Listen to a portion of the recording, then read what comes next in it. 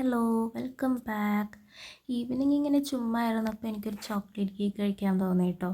അങ്ങനെ ഞാൻ സെപ്റ്റോന്ന് ഓർഡർ ചെയ്യാൻ നോക്കിയപ്പോഴാണ് വിചാരിച്ചത് എന്തുകൊണ്ട് ഇൻഗ്രീഡിയൻസ് ഓർഡർ ചെയ്തിട്ട് അത് എനിക്ക് തന്നെ ബേക്ക് ചെയ്തുവിടാമെന്ന്.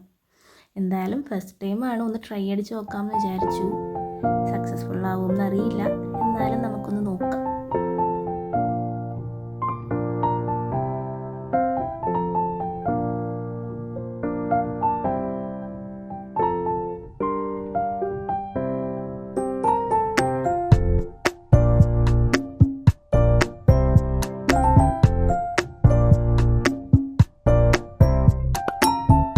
അങ്ങനെ കേക്ക് റെഡി ആയിട്ടുണ്ട് ഗൈസ്.